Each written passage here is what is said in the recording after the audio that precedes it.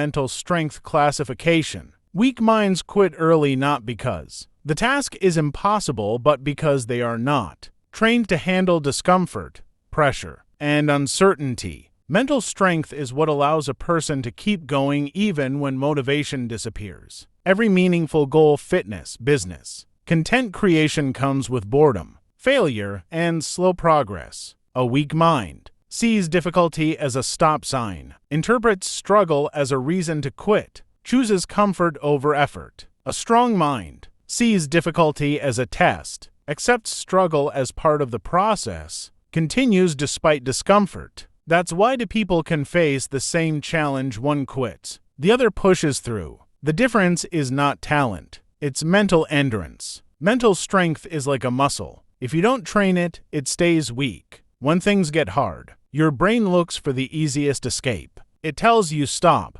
This is too much. A weak mind listens. A strong mind overrides that voice. Quitting early is simply the result of avoiding stress, avoiding failure, avoiding discomfort. But here's the truth. Growth only happens under pressure. If you always quit when it gets hard, your mind becomes conditioned to hard equals stop. But if you push through, even a little, your mind learns. Hard equals keep going. Weak minds quit when it hurts. Strong minds grow because it hurts. Step to discipline versus emotion classification shows how people operate based on two internal forces, what they feel and what they choose to do despite what they feel. Everyone experiences emotions: laziness, fear, doubt, excitement. But the difference between weak and strong individuals is not the presence of emotion, it's who is in control. This classification can be understood in levels. At the lowest level, people are controlled by emotions. If they don't feel like doing something, they don't do it. In the middle, people struggle between emotion and discipline. Sometimes they win, sometimes they lose. At the highest level, people are controlled by discipline. They act based on decisions, not feelings. Discipline is stable. Emotions are temporary.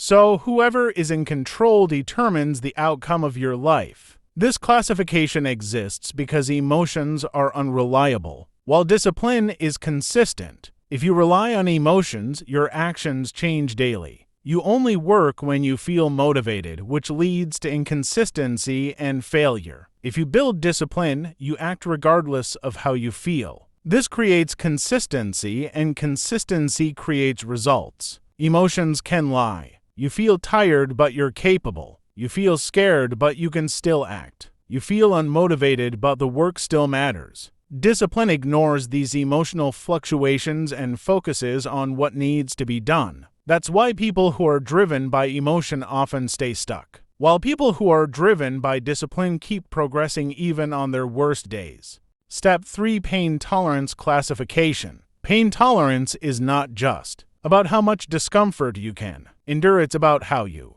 respond to pain, interpret it, and use it for growth. Everyone experiences pain, but not everyone uses it the same way. This is where classification comes in. Pain tolerance can be understood as levels of mindset. At the lowest level, people avoid pain because it feels uncomfortable and threatening. At the middle level, people endure pain because they know it's necessary. At the highest level, people use pain as a tool for improvement and transformation. The key difference is not the pain itself, it's the reaction to it. This classification exists because pain is unavoidable in any form of progress, whether in discipline, success, or personal growth. If you avoid pain, you avoid growth. You stay in your comfort zone, which leads to stagnation. If you only react to pain emotionally, your performance becomes inconsistent and unreliable. If you endure pain, you build consistency, which leads to steady improvement. If you adapt and learn from pain, you grow faster because every struggle becomes feedback. If you master pain, you gain control over yourself, which creates long-term success and resilience. In reality,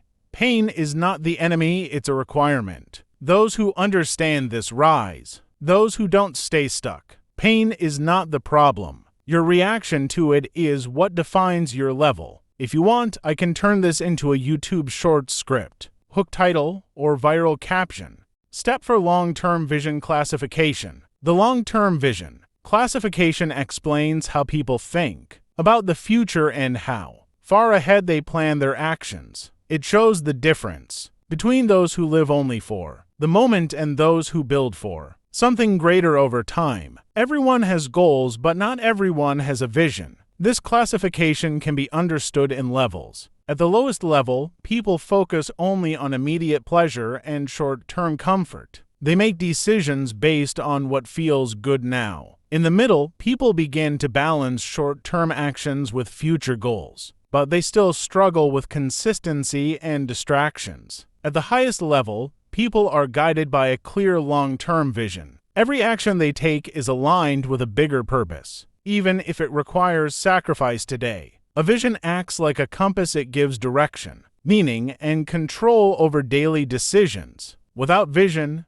actions are random. With vision, actions become intentional. This classification exists because success is not built in a day, it is built through consistent actions over time. If you only think short-term, you will choose comfort, distraction, and easy rewards. This leads to slow or no progress. If you think long-term, you are more willing to delay gratification, stay disciplined, and endure discomfort because you understand the bigger picture. Sacrifice today for a better tomorrow. Stay consistent even without immediate results. Make decisions based on purpose, not impulse. Short-term thinkers chase quick results. Quit when results are not instant. Get distracted easily. In reality, your future is shaped by what you repeatedly choose today. Those with no vision react to life. Those with vision design their life. Step 5: Identity and Mindset Classification.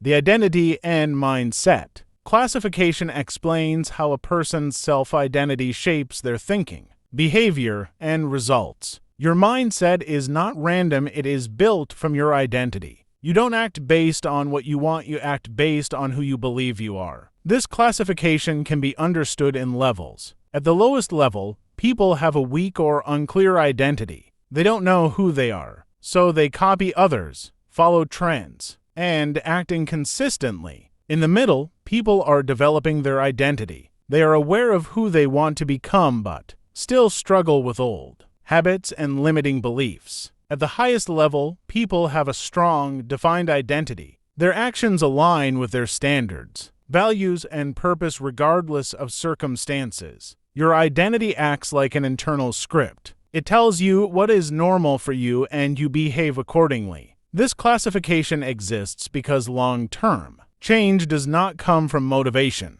It comes from identity shift. If you see yourself as someone who is lazy, inconsistent, or undisciplined, your actions will match that belief. Even if you try to change, you will fall back to your identity. If you see yourself as disciplined, focused, and resilient, you will naturally act in alignment with those traits even when it's hard. That's why goals can fail, motivation fades, but identity stays. Real transformation happens when I want to be disciplined or becomes I'm a disciplined person. Because once your identity changes, your behavior follows automatically. People with weak identity react to life. People with strong identity control their direction. You don't get results by trying harder, you get results by becoming someone better.